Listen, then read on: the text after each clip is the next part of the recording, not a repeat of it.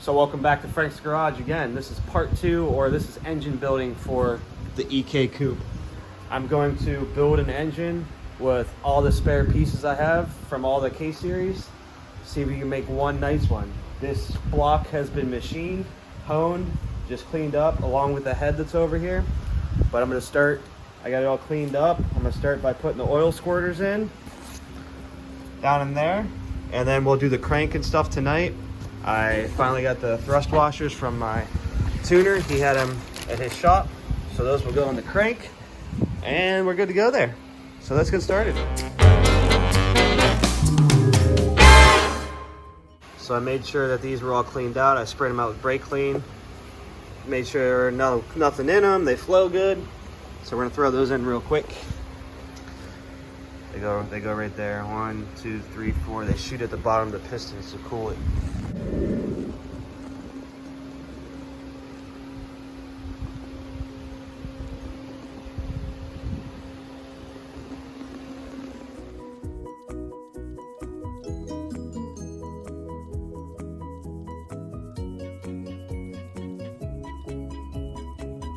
So you saw me get the bearings in. These are King Racing bearings. I think they're just the standards, I hope. Yeah, for B series, K series, same thing. Made in Israel. But these are supposed to be like really good. That's what everybody uses. So we've had those for a while. That was from when I originally took this to the machine shop and thought I was gonna build it. Well, I'm only gonna use the main bearings, and then I'm gonna try, this is the plan, to use the old bearings that came off this crank. I would use the old main bearings, but I don't remember what order they went in. I wish I would have remembered, but I did number the pistons when I took those apart. So we're gonna clean this crank up and then we're gonna set her in. So I'm gonna put some assembly lube on the bearings. I'm gonna put the thrust washers in, and then we should be ready to put the crank in.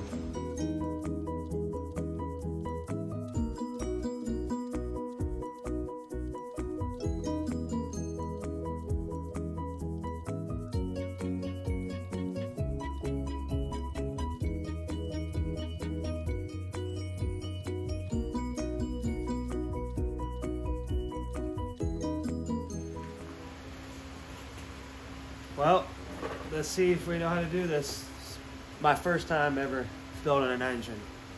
So I got the oil squirters tight down in there. I have lube on the bearings on the thrust washers, all mounted in. These are tight. I think we're ready to drop the crank in.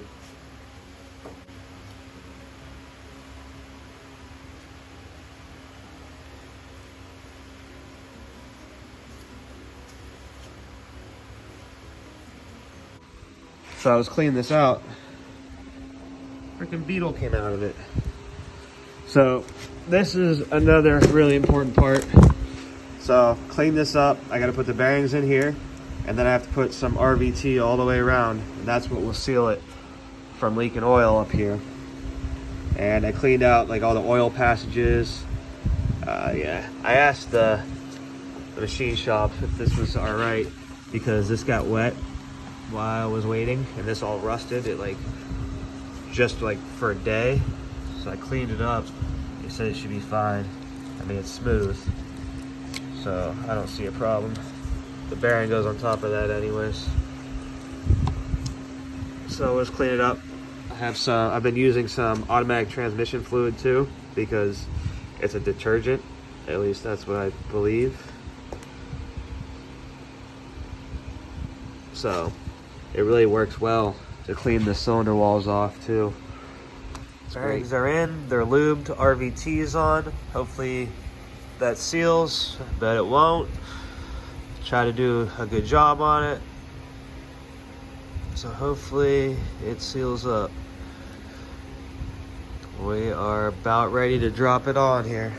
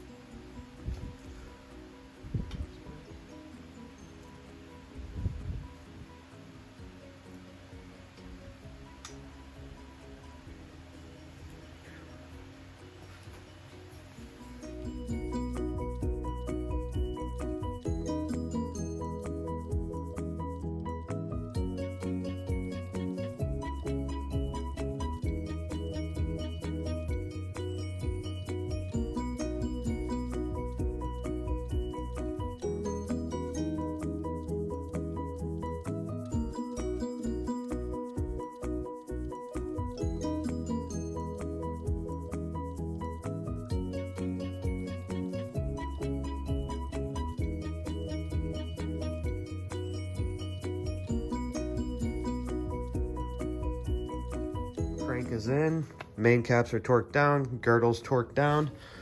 So these are the old pistons that came out of the engine. I have them numbered. So I'm going to use these rods with these bearings, with these pistons, and probably with these piston rings. I think that's the plan so far. But the crank spins. It's not like a race engine, it's not like super easy, but it doesn't have any rough spots. So that's good.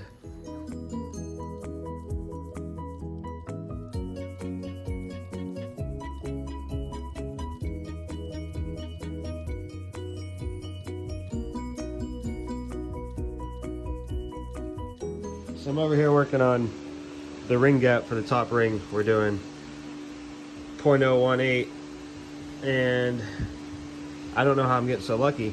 All of these out of the box are exactly what they need to be. That one's a little tight, but it goes in. They all go in. It's crazy.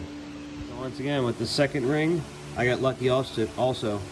All I had to do was this one, very, very, very little. Like, it went in, it was just a little tight.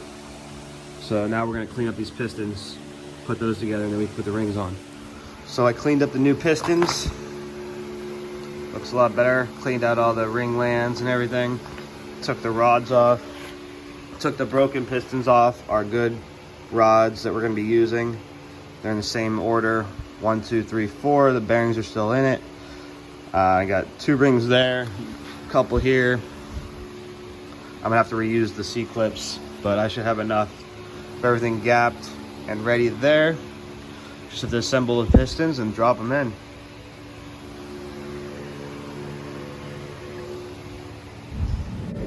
So I have the new pistons on the old rods. They worked out pretty good. All the rings are gapped. I'm gonna throw those on now, and then we're ready to drop them in.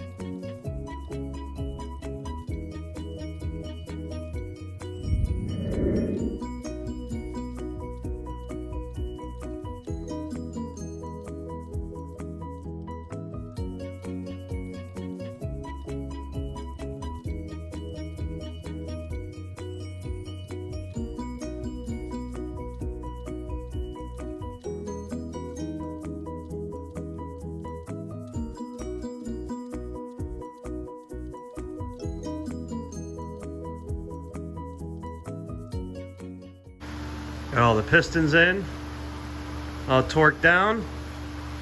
Not bad. Let's flip it over, see what it looks like from the other side.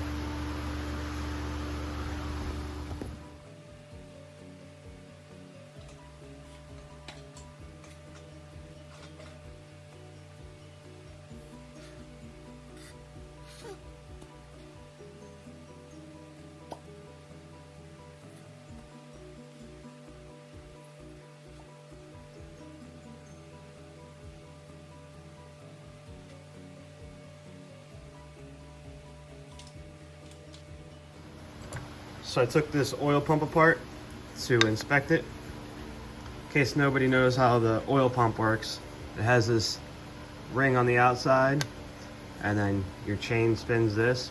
As you see, it pushes the oil, and that's the little tolerance where it builds the pressure. As you spin it, it compresses that oil and builds pressure.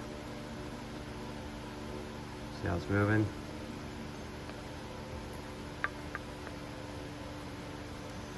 So that's cool. So it still looks pretty good. Here's the other half of it. It goes something like this.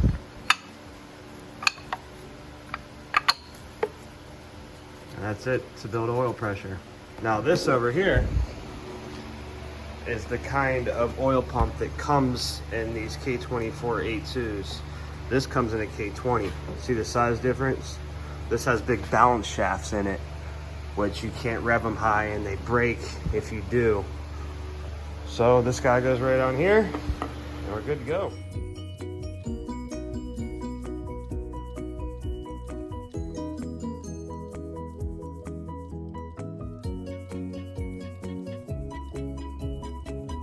So you saw we got all the pistons in. I just put the oil pump on. The only thing I just realized is I do not have a head gasket to put this engine together. I was about to put the head on and everything. I don't have a head gasket. So I guess I could put the windage tray on, but that's about it.